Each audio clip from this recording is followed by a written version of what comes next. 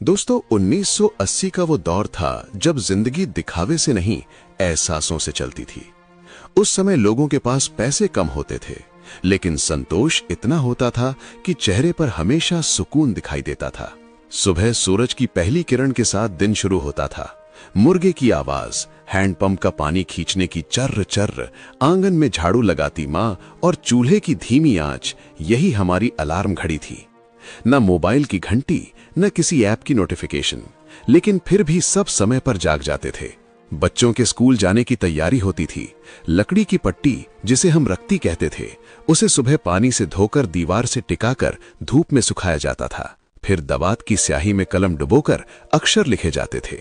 गलती हो जाए तो उंगली फेर कर मिटा दिया और दोबारा लिख लिया। किताबों में मोर का पंख रखा जाता था, ये विश्वास करके कि इससे विद्या आएगी।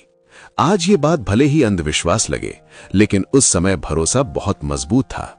नहाने के लिए अक्सर घर में रखा होता था लाइफ बॉय साबुन।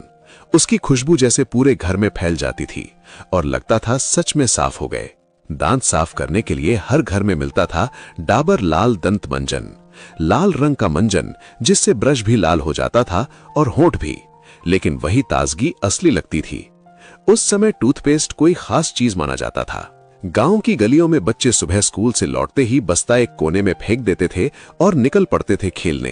हाथों से कंचे खेलना, मिट्टी में गोल घेरा बनाकर निशाना लगाना, गिल्ली डंडा, कबड्डी, लुका छिपी, रस्सी कूद, ये सब खेल सिर्फ खेल नहीं थे, ये दोस्ती की बुनियाद थे। जेब में कंचों की खनखनाहट गर्व की आवाज होती थी। कभी जीत जाते थे तो जेब भारी हो जाती थी, कभी हार जाते थे तो खाली, लेकिन दोस्ती कभी कम नहीं होती थी। खिलौने महंगे होते थे, इसलिए लकड़ी, कील और पुरानी चप्पलों से अपनी गाड़ी बना लेते थे। कोल्ड ड्रिंक के ढक्कन को हथौड़े से पीटकर चक्री बना लेते थे। मेले से घिरनी या पानी वाला छोटा गेम खरीद लाते थे जो 2 दिन में टूट जाता था, लेकिन उन 2 दिनों की खुशी आज तक सलामत है। आज जिन आम, अमरूद, नाशपाती को हम महंगे दामों में खरीदते हैं, वो तब हमारे लिए मुफ्त थे। गांव के बाग में जाना, पेड़ पर चढ़ जाना, नीचे दोस्त खड़े, ऊपर से आम तोड़कर फेंकना, फिर नमक लगाकर खाना, उस स्वाद की बराबरी आज कोई महंगा फल नहीं कर सकता। खेतों में जाते थे तो छोटे कांटेदार बीज कपड़ों में चिपक जाते थे। उन्हें निकालकर दोस्तों के बालों में चिपका देना और फिर जोर से हंसना, वही असली मस्ती थी। किसी को ब्रांडेड कपड़े नहीं चाहिए थे, 2 जोड़ी कपड़े काफी थे। चप्पल टूट जाए तो उसे सिलवा लिया जाता था, फेंका नहीं जाता था। और फिर बात आती है उस समय के सैलून की। आज जैसे एसी, घूमती कुर्सी, फेस वॉश और स्टाइलिश कट नहीं होते थे। एक छोटी सी दुकान, दीवार पर टंगा बड़ा आईना, एक पुरानी कुर्सी, एक पंखा जो कभी चलता था कभी नहीं, और नाई की कैंची की खटखट। गर्दन पर सफेद कपड़ा डालकर बाल काटे जाते थे। कटिंग के बाद गर्दन पर पाउडर लगाया जाता था और एक हल्की सी थपकी मिलती थी, जैसे कोई सम्मान दिया जा रहा हो।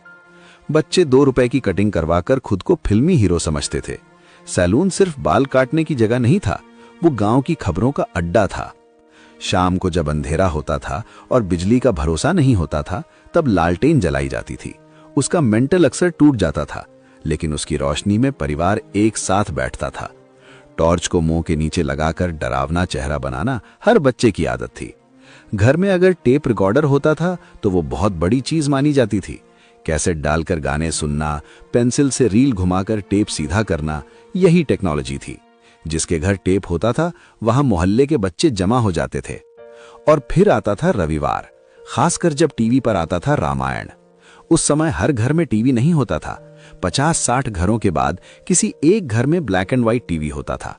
रविवार की सुबह लोग जल्दी उठते थे, नहाते थे, साफ कपड़े पहनते थे, घर के काम निपटाते थे और समय से पहले टीवी वाले घर पहुंच जाते थे। सड़कें सुनसान हो जाती थीं, बाजार शांत पड़ जाते थे, खेतों में काम रुक जाता था। ऐसा लगता था जैसे पूरे देश में सन्नाटा छा गया हो। टीवी वाले घर में दरी बिछ जाती थी। बच्चे आगे बैठते थे, बड़े पीछे, महिलाएं एक कोने में। कोई खिड़की से झांकता था, कोई दरवाजे पर खड़ा रहता था। अगर बिजली चली जाए तो सबकी सांस अटक जाती थी। कोई छत पर चढ़कर एंटीना घुमाता था और नीचे से आवाज आती थी, थोड़ा दाईं तरफ, अब बाईं तरफ, हाँ बस वहीं रोक दो। जैसे ही स्क्रीन पर राम जी का चेहरा आता था, लोग हाथ जोड़ लेते थे। कई लोगों की आंखें नम हो जाती थीं। वो सिर्फ सीरियल नहीं था, वो आस्था थी, वो सामूहिक भावना थी। एपिसोड खत्म होने के बाद भी लोग तुरंत घर नहीं जाते थे, बाहर खड़े होकर देर तक चर्चा करते थे।